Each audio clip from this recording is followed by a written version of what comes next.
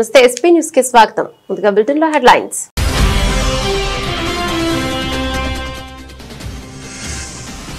Asia cup 2025 ఫైనల్లో పాకిస్తాన్ పై భారత్ ఘన విజయం. 5 వికెట్ల తేడాతో గెలిచి ఛాంపియన్ గా నిలిచిన టీమిండియా.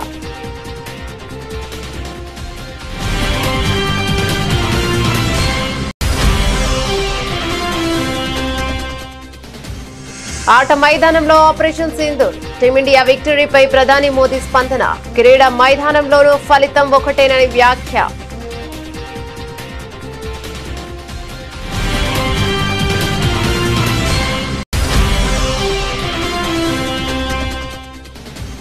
నక్సల్ రహిత భారత్ సదస్సులో అమిత్ షా కీలక వ్యాఖ్యలు. మావోయిస్టులు ఆయుధాలు వదిలేసి వస్తే రెడ్ కార్పెట్ తో స్వాగతం పలుకుతామన్న కేంద్ర హోంమంత్రి.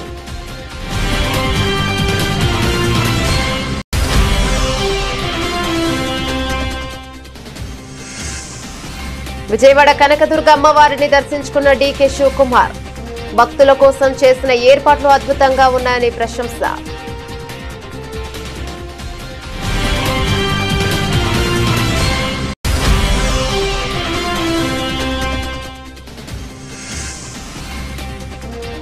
సూర్యకుమార్ యాదవ్ సంచలన నిర్ణయం. తన ఆసియా కప్ ఫీజు మొత్తం ఆర్మీకి విరాళం.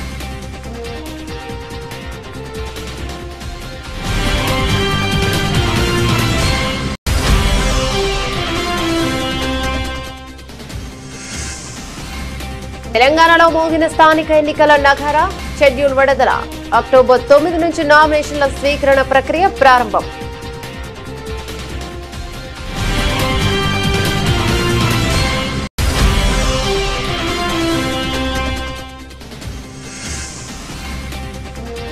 అంబర్పేటలో పునరుద్ధరించిన బతుకమ్మ కుంటను ప్రారంభించిన సీఎం రేవంత్. హైడ్రా ఏర్పాటు ఆలోచనను తొలుత చాలా మంది విమర్శించారని వ్యాఖ్య.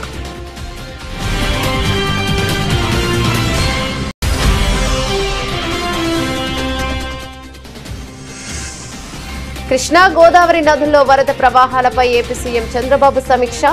ముంపు ప్రాంతాల ప్రజలను అప్రమత్తం చేయాలని ఆదేశం.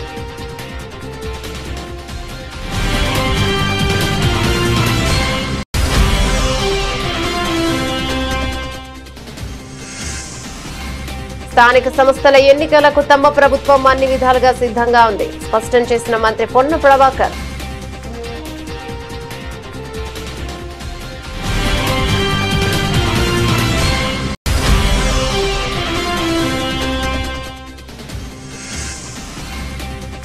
ఈఆర్సీ నిర్ణయం ప్రభుత్వానికి చెంపపెట్టు. మాజీ మంత్రి కాకాని గోవర్ధన్ రెడ్డి ధ్వజం.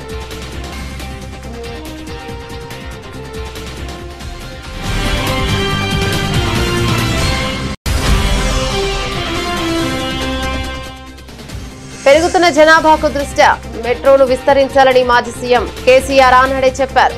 అప్పటి కేబినెట్ విషయాలను వెల్లడించిన మాజీ మంత్రి జగదీష్ రెడ్డి.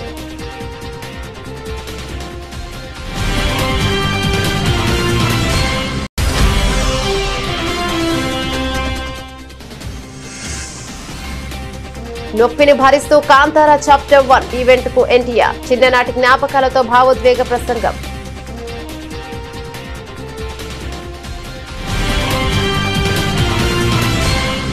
డీటెయిల్స్ చూస్తే ఆసియా కప్ 2025లో భారత జట్టు ఛాంపియన్ గా అవతరించింది. దుబాయ్ అంతర్జాతీయ క్రికెట్ స్టేడియంలో ఆదివారం జరిగిన ఉత్కంఠభరిత ఫైనల్ మ్యాచ్ లో చిరకాల ప్రత్యర్థి పాకిస్తాన్ పై 5 వికెట్ల తేడాతో టీమిండియా అద్భుత విజయం సాధించింది. బౌలింగ్ లో కుల్దీప్ యాదవ్ మాయాజాలం చేయగా, బ్యాటింగ్ లో యువ ఆటగాడు తిలక్ వర్మ అజయ హాఫ్ సెంచరీతో జట్టును విజయ తీరాలకు చేర్చాడు. 147 పరుగుల చేజింగ్ లో టీమిండియా 19.4 ఓవర్లలో 5 వికెట్లకు 150 పరుగులు చేసింది. 147 పరుగుల సాధారణ లక్ష్యంతో బరిలోకి దిగిన భారత్ కు ఆరంభంలోనే గట్టి ఎదురుదెబ్బ తగిలింది. అభిషేక్ శర్మ 5, కెప్టెన్ సూర్యకుమార్ యాదవ్ 1, శుభ్మన్ గిల్ 12 స్వల్ప స్కోర్లకే పెవిలియన్ చేరడంతో 20 పరుగులకే 3 వికెట్లు కోల్పోయి కష్టాల్లో పడింది. క్లిష్ట సమయంలో తిలక్ వర్మ 69 నాట్అవుట్, సంజు శాంసన్ 24తో కలిసి ఇన్నింగ్స్ ను చక్కదిద్దే ప్రయత్నం చేశాడు. శాంసన్ అవుట్ అయ్యాక క్రీజుల్లోకి వచ్చిన శివం దుబే 33తో కలిసి తిలక్ వర్మ కీలక భాగస్వామ్యం నెలకొల్పాడు. దుబే కేవలం 22 బంతుల్లో 2 4లు 2 సిక్సర్లతో వేగ వేగంగా ఆడి మ్యాచ్ ను భారత్ వైపు తిప్పాడు. చివర్లో దూబే అవుట్ అయిన తిలక్ వర్మ సంయమనంతో ఆడి జట్టును గెలిపించాడు. పాక్ సీనియర్ పేసర్ హరీష్ రావు విసిరిన చివరి ఓవర్లో టీమిండియా విజయానికి 10 పరుగులు అవసరం కాక తిలక్ వర్మ ఓ సిక్సర్ కొట్టడంతో మ్యాచ్ భారత్ వైపు మొగ్గింది.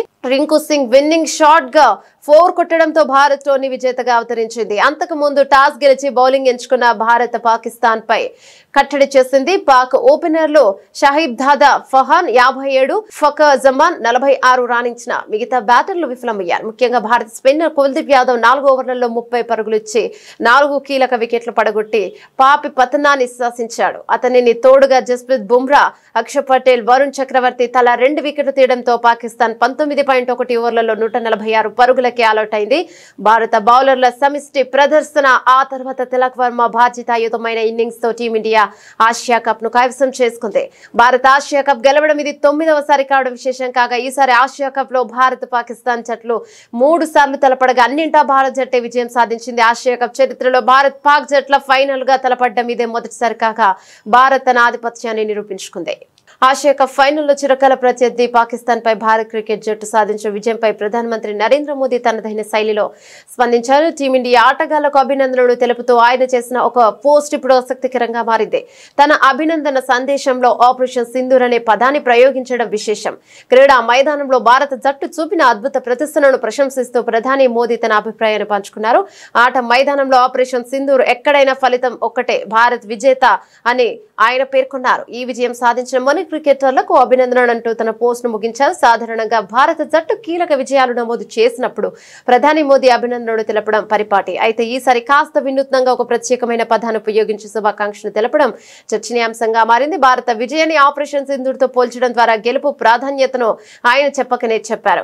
ఈ విజయం పట్ల దేశవ్యాప్తంగా క్రీడాభిమానులు హర్షాన్ని వ్యక్తం చేస్తుండగా ప్రధాని అభినందనలు జట్టులో కొత్త ఉత్సాహాన్ని నింపాయి. దేశంలో నక్సలిజం శాశ్వత పరిష్కారం దిశగా కీలక అడుగులు పడుతున్న వేళ కేంద్ర హోంశాఖ మంత్రి అమిత్ షా కీలక వ్యాఖ్యలు చేశారు. మావోయిస్టుల కాల్పుల విరమణ ప్రతిపాదనను తిరస్కరించిన ఆయన వారు ఆయుధాలు వదిలి లొంగిపోయేందుకు ముందుకొస్తే స్వాగతిస్తామని తెలిపారు. ఈ క్రమంలో భద్రతా దళాల నుంచి ఒక్క బుల్లెట్ కూడా ప్రయోగించబోమని అమిత్ షా హామీనిచ్చారు. నక్సల్ రహిత భారత్ పై ఢిల్లీలో నిర్వహించిన సదస్సు ముగింపు సమావేశంలో అమిత్ షా మాట్లాడారు. ఇటీవల మావోయిస్టుల నుంచి వచ్చిన లేఖపై స్పందిస్తూ ఇప్పటి వరకు జరిగిన పొరపాటేనని వారు పేర్కొనడం గమనార్హం. కాల్పుల విరమణ ప్రకటించాలని లొంగిపోవాలనుకుంటున్నామని వారు సూచించారు. కానీ లొంగిపోవాలనుకుంటే విరమణ అవసరం లేదు, ఆయుధాలు వదిలి ముందుకు రండి, స్వాగతించేందుకు సిద్ధంగా ఉన్నామని పేర్కొన్నారు. మావోయిస్టుల హింసపై మౌనం వధిస్తూ వారిని సిద్ధాంతపరంగా మద్దతిస్తున్న వామపక్షాలను అమిత్ షా ప్రశ్నించారు. ఆపరేషన్ బ్లాక్ ఫారెస్ట్ ప్రారంభించినప్పుడు మానవ హక్కుల పేరు చెప్పి విమర్శలు చేసేవారు గిరిజన బాధితుల కోసం ఆగిపోయిన అభివృద్ధిని ఆ పార్టీలు ఎందుకు అడగడం లేదు అని ప్రశ్నించారు. నక్సలిజం పై కేంద్రం చేస్తున్న చర్యలు చివరి దశలో ఉన్నాయని, వచ్చే ఏడాది మార్చి 31 నాటికి దేశంలో నక్సలిజాన్ని పూర్తిగా తుదముట్టిస్తామని అమిత్ షా పునరుద్ఘాటించారు. ऐसा मानते हैं कि नक्सलवाद की हथियारी गतिविधियां समाप्त होने के साथ ही नक्सलवाद की समस्या समाप्त हो जाएगी, मगर ऐसा है नहीं। इस देश में नक्सलवादी समस्या क्यों पनपी, क्यों बढ़ी, क्यों विकसित हुई,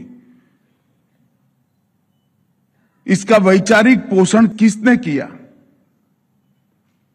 और जब तक भारत का समाज ये थियोरी का, ये नक्सलवाद के विचार का वैचारिक पोषण, लीगल समर्थन और वित्तीय पोषण करने वाले समाज में बैठे हुए लोगों को समझ नहीं लेता है और उन लोगों को हम वापिस नहीं लाते हैं, तब तक नक्सलवाद के खिलाफ लड़ाई समाप्त नहीं हो जाएगी। हम हथियारी नक्सलियों को सरेंडर कर या हमारे जवान उनसे मुकाबला कर उनको अरेस्ट कर आमना सामना होगा तो न्यूट्रलाइज कर समाप्त कर सकते हैं, मगर ये विचार के लिए हमें आगे बहुत कुछ करने की जरूरत पड़ेगी। और उस दृष्टि से मैं यहां पर जो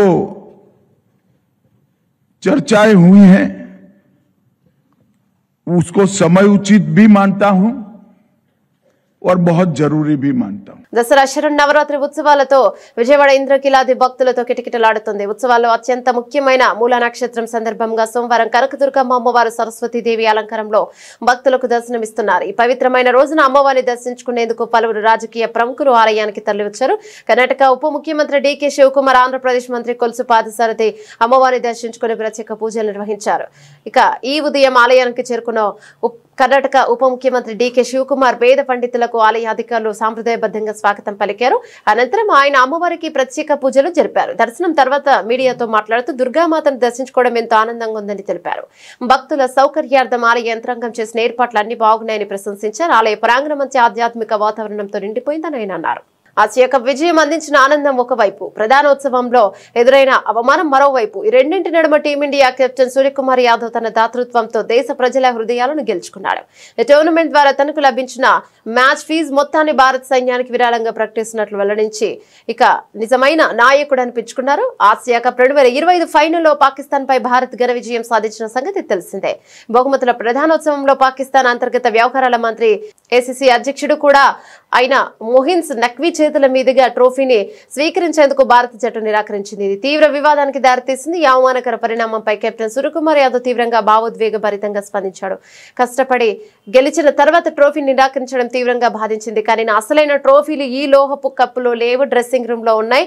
నా 14 మంది సహచరుడు, సహాయక సిబ్బంది నాకు నిజమైన ట్రోఫీలు. ఈ విజయం ఈ జ్ఞాపకాల మాతోనే ఉంటాయి అని ఆయన పేర్కొన్నారు. మైదానంలో ప్రోటోకాల్ పేరిట జరిగిన రాజకీయ క్రీడకు సూర్యకుమార్ తనదైన శైలిలో సమాధానమిచ్చాడు. విజయాన్ని, ట్రోఫీని అవమానించిన చోట దేశ గౌరవాన్ని, సైనికుల త్యాగాన్ని స్మరించుకోవడం ద్వారా ఆయన తన స్థాయిని చాటుకున్నాడు.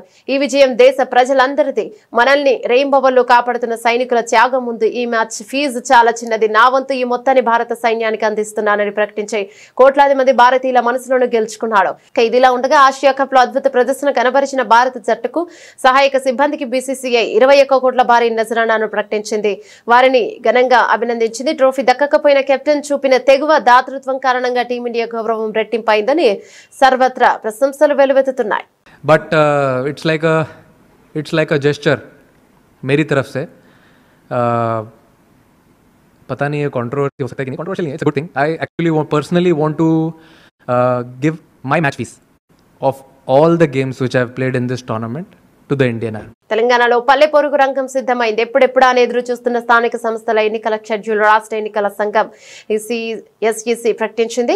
దీంతో రాష్ట్ర వ్యాప్తంగా వెంటనే ఎన్నికలు కూడా అమల్లోకి వచ్చినట్లు వెల్లడించింది. మొత్తం 5 దశల్లో ఎన్నికల ప్రక్రియను పూర్తి చేయనున్నట్లుగా రాష్ట్ర ఎన్నికల కమిషనర్ రాణి కుముదిని స్పష్టం చేశారు. సోమవారం ఏర్పాటు చేసిన మీడియా సమావేశంలో రాణి కుముదిని ఎన్నికల వివరాలను వెల్లడించారు. ముందుగా ఎంపీటీసీ, జడ్పీటీసీ స్థానాలకు, తర్వాత సర్పంచ్ స్థానాలకు ఎన్నికలు జరుగుతాయని తెలిపారు. అక్టోబర్ 9వ తేదీ నుంచి నామినేషన్ల స్వీకరణ ప్రక్రియ ప్రారంభమవుతుందని చెప్పారు.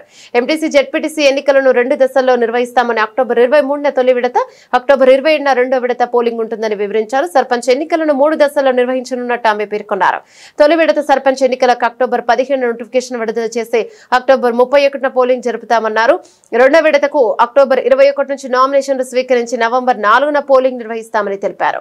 ఇక మూడో విడతకు అక్టోబర్ 25న నామినేషన్ల ప్రక్రియ మొదలుపెట్టి నవంబర్ 8న పోలింగ్ ఉంటుందని స్పష్టం చేశారు. స్థానిక సంస్థలు, రూరల్ ఏరియాస్లో గ్రామ పంచాయతీలు, ఎంపీటీసీలు, జెడ్పీటీసీల స్థానాలు ఏవైతే వేకెంట్గా ఉన్నాయో వాటికి సంబంధించిన గ్రామవారీ వేకెన్సీలు, అలాగే ఎంపీటీసీ, జెడ్పీటీసీ వారీగా వేకెన్సీలు నిన్న సాయంత్రం అన్ని వివరాలతో జిల్లా ఎలక్షన్ అథారిటీస్ అందరూ కూడా గెజెట్ నోటిఫికేషన్ ఇష్యూ చేశారు. అది కూడా మాకు నిన్న సాయంత్రం అందజేయడం జరిగింది. మరి ఈసీఐ దగ్గర నుండి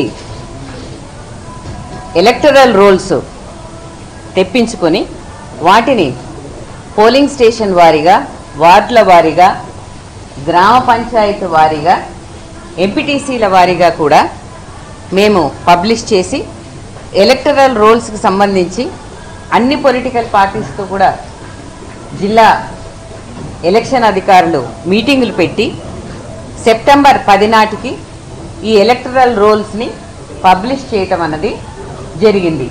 గ్రామ పంచాయతీలకు కూడా, ఎంపీటీసీ, జెడ్పీటీసీలకు కూడా ఉపయోగించేటటువంటి ఎలక్టరల్ రోల్స్ ఇవి ఈసీఐ కొత్త నిబంధనలు అనుసరించి వారు జూలైలో ప్రచురించినటువంటి ఎలక్టరల్ రూల్స్, అలాగే జూలై 15వ తారీఖు వరకు సవరించినటువంటి రూల్స్ మాకు డేటాను వాళ్ళు ఇవ్వడం జరిగింది.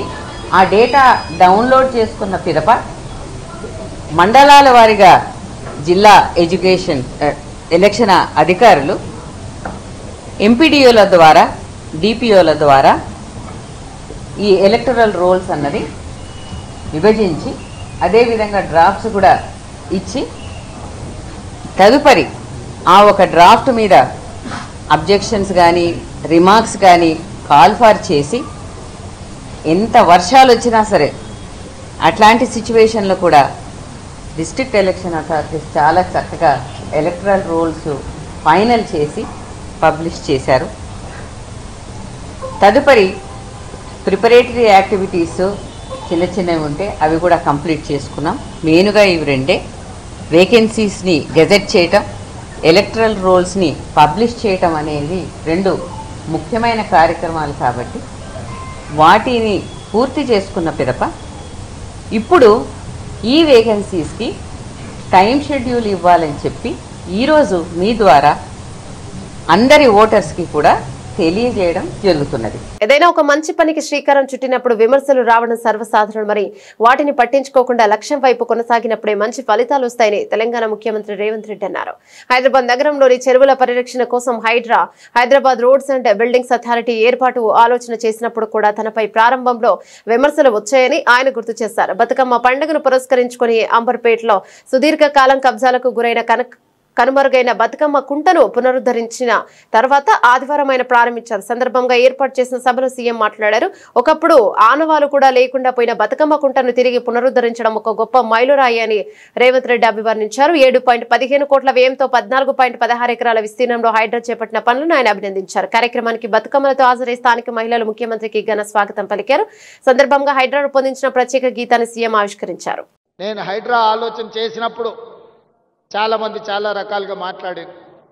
కొంతమందికి అర్థం కాలేదు, కొంతమందికి అర్థమయ్యి వాళ్ళ యొక్క కబ్జాలు, వాళ్ళ యొక్క ఆలోచనలు భవిష్యత్తులో సాగవని బురద జల్లే ప్రయత్నం చేసింది. ఎవరెన్ని ప్రయత్నాలు చేసినా మంచి పని చేయాలనుకున్నప్పుడు, ఒక సంకల్పంతో ముందుకు వెళ్ళాలనుకున్నప్పుడు కొన్ని ఒడిదుడుకులు వస్తాయి. ఆ ఒడిదుడుకులను సమయస్ఫూర్తితోనో సమయము సందర్భాన్ని బట్టి వాటిని పరిష్కరించుకుంటూ ముందుకు వెళ్ళాలి. రాష్ట్రంలో నదీ ప్రవాహాలు, రిజర్వాయర్లలో నీటి నిల్వలపై ఆంధ్రప్రదేశ్ ముఖ్యమంత్రి చంద్రబాబు నాయుడు ఆదివారం రాత్రి ఉన్నతాధికారులతో సమీక్ష నిర్వహించారు.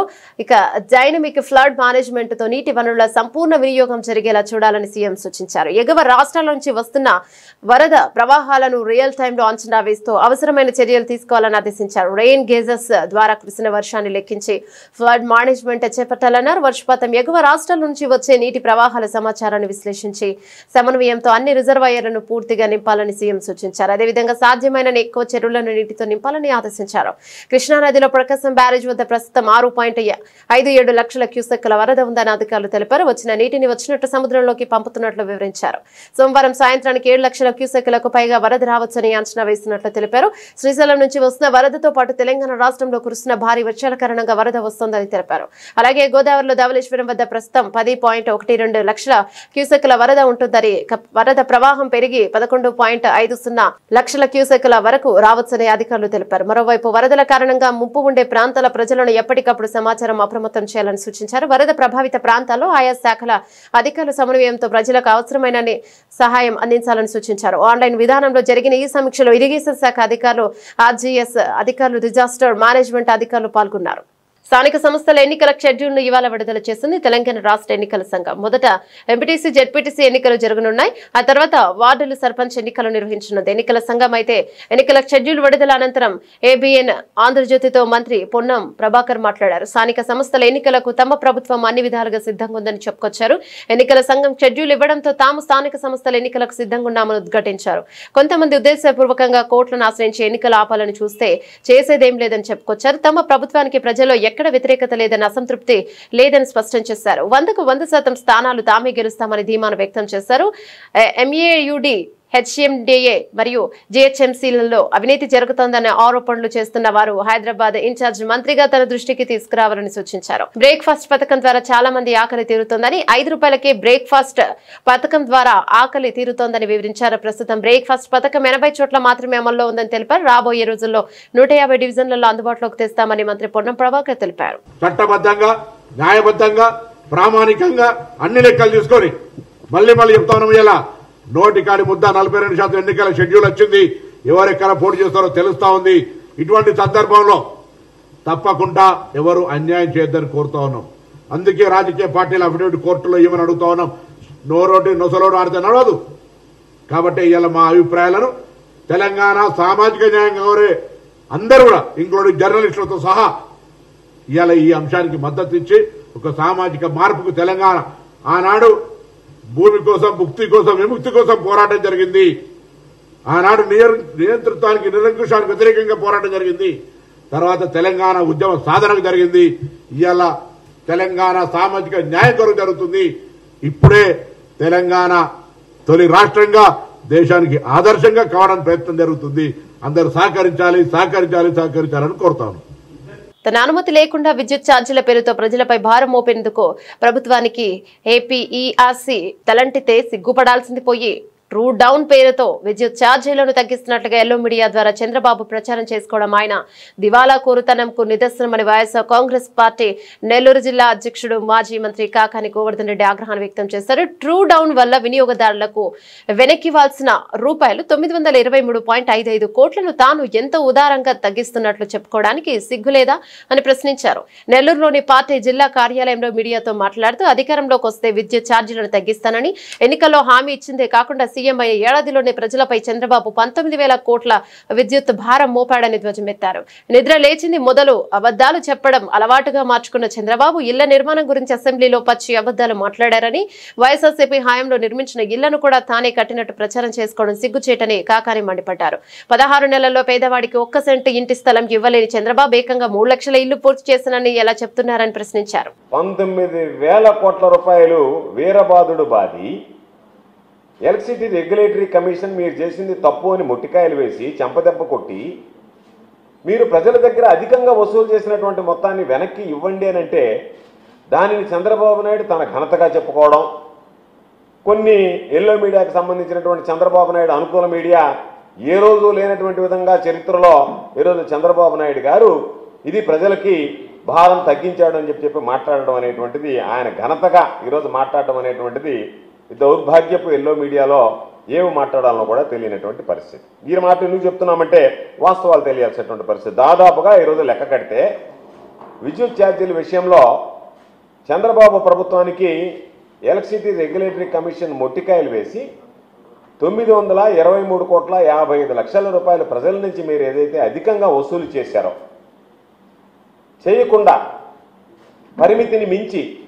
ఎటువంటి ఆమోదం లేకుండా అన్యాయంగా అక్రమంగా ప్రజల నుంచి మీరు వసూలు చేసినటువంటి మొత్తం 923.55 కోట్ల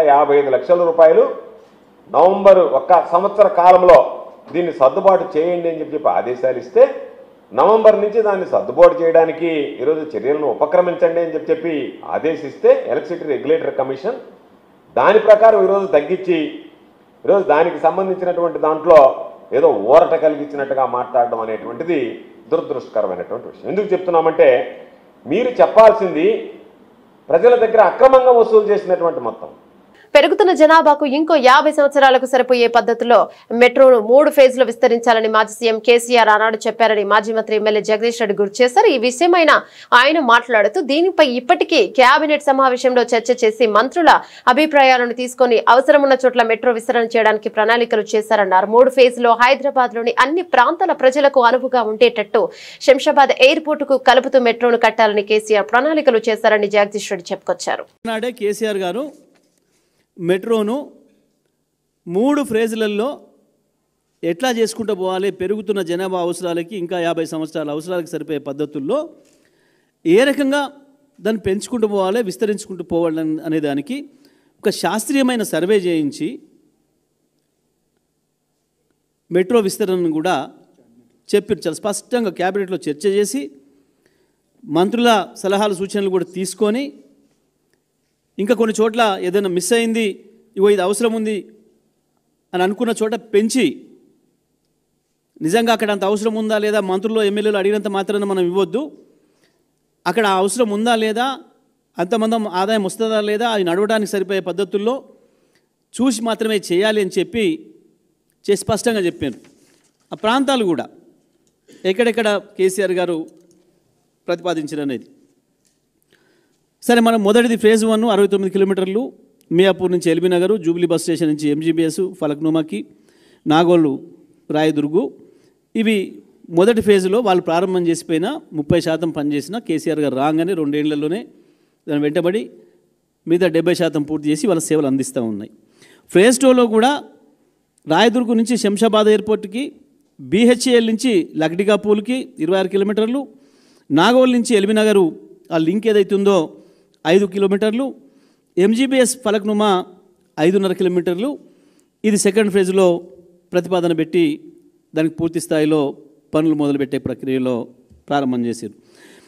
అదేవిధంగా థర్డ్ ఫేజ్లో BHEL నుంచి పటాన్ చెరు, ఇస్నాపూర్ ORR వరకు 13 కిలోమీటర్లు, ఎల్బీ నగర్ నుంచి పెదంబర్పేట 13 కిలోమీటర్లు, 8 స్టేషన్లు ఎల్బీ నగర్ నుంచి పెదంబర్పేటకి, శంషాబాద్ నేషనల్ హైవే మెట్రో నుంచి కొత్తూరు, షాద్నగర్ వరకు 28 కిలోమీటర్లు.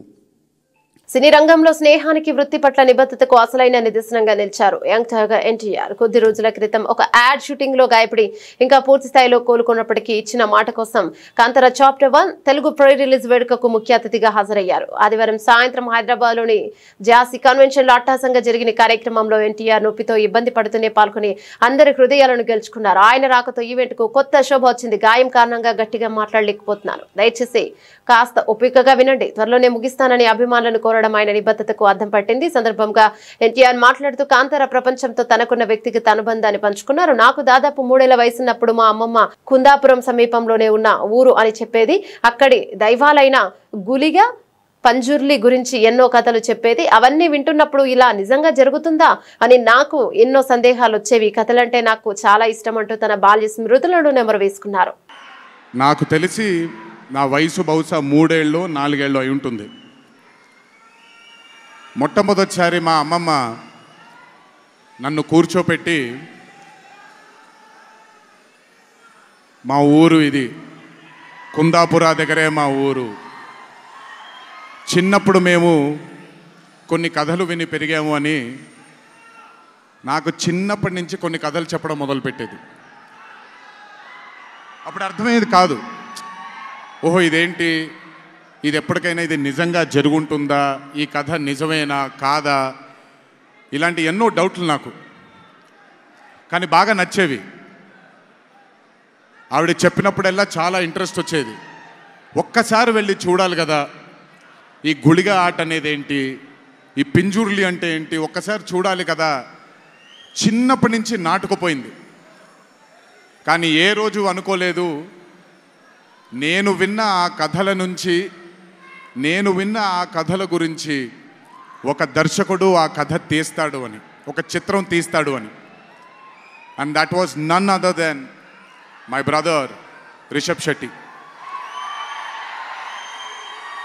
The stories I've heard as a child, when I saw it on screen, I was speechless, sir. I just did not know what to say. కథ తెలిసి నేనే ఇలా అయిపోతే, ఈ కథ కొత్తగా తెలిసిన వాళ్ళు ఏమయ్యారో అదే రిజల్ట్ కాంతారా 1ది. Rishab sir is a very, very, very rare breed of directors and actor.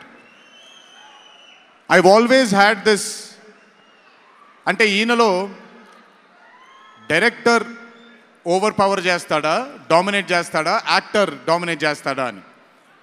But Rishabh సార్లో డామినేట్ చేసేది కేవలం ఒక డైరెక్టర్ యాక్టర్ కాదు, 24 క్రాఫ్ట్స్లో ఉండే ప్రతి department he dominates every department of all the 24 crafts. If it was not for Rishab sir, I really don't think ఈరోజు ఈ చిత్రం ఈ లెవెల్లో తీయగలిగేవారా ఎందుకంటే నేను మా అమ్మగారు ఎప్పటి నుంచో ఉండే కోరిక ఉడిపి కృష్ణుడు గుడికి తీసుకెళ్ళాలి అని. నేను తీసుకువెళ్ళినప్పుడు thank you to Rishab sir లేకపోయి ఉంటే మాత్రం ఆ దర్శనం కానీ ఆ భాగ్యం కానీ కలిగేది కాదు. బులెటిన్ ముగించే ముందు హెడ్లైన్స్ మరోసారి.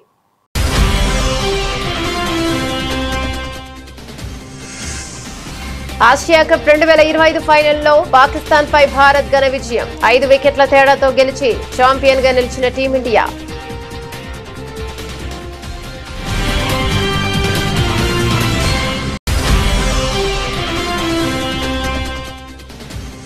ఆట మైదానంలో ఆపరేషన్ సింధూర్. టీమిండియా విక్టరీపై ప్రధాని మోదీ స్పందన. క్రీడా మైదానంలోనూ ఫలితం ఒకటేనని వ్యాఖ్య.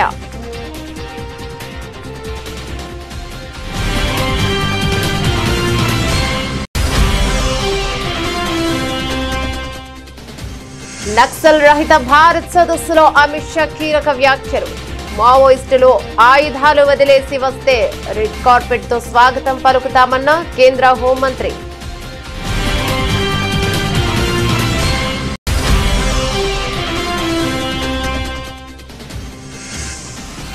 విజయవాడ కనకదుర్గ అమ్మవారిని దర్శించుకున్న డీకే శివకుమార్. భక్తుల కోసం చేసిన ఏర్పాట్లు అద్భుతంగా ఉన్నాయని ప్రశంస.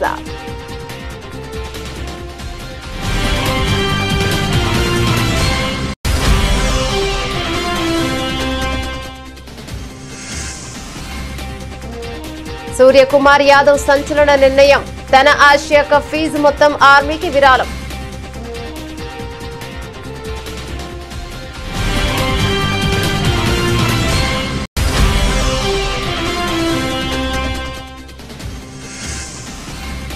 తెలంగాణలో మోగిన స్థానిక ఎన్నికల నగారా. షెడ్యూల్ విడుదల. అక్టోబర్ 9 నుంచి నామినేషన్ల స్వీకరణ ప్రక్రియ ప్రారంభం.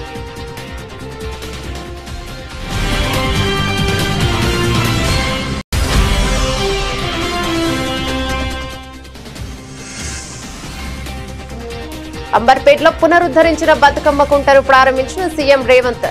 హైడ్రా ఏర్పాటు ఆలోచనను తొలుత చాలా మంది విమర్శించారని వ్యాఖ్య.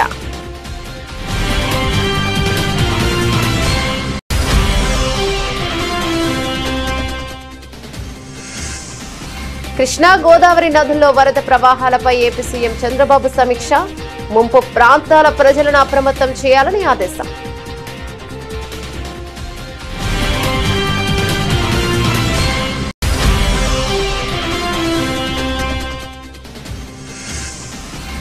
స్థానిక సంస్థల ఎన్నికలకు తమ ప్రభుత్వం అన్ని విధాలుగా సిద్ధంగా ఉంది స్పష్టం చేసిన మంత్రి పొన్న ప్రభాకర్.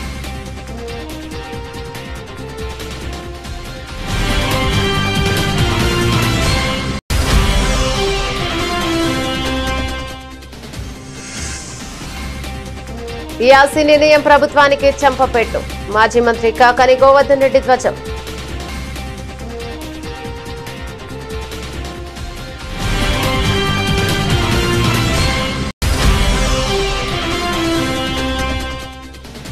పెరుగుతున్న జనాభాకు దృష్ట్యా మెట్రోను విస్తరించాలని మాజీ సీఎం కేసీఆర్ ఆనాడే చెప్పారు. అప్పటి కేబినెట్ విషయాలను వెల్లడించిన మాజీ మంత్రి జగదీష్ రెడ్డి.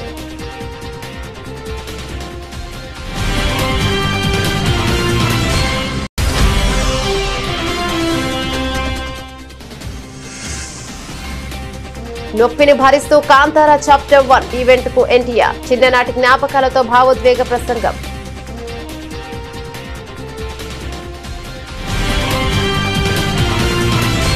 ఇవే బులెటిన్ డీటెయిల్స్. మరో బులెటిన్ లో మళ్ళీ కలుద్దాం. అంతవరకు సెలవు. నమస్తే.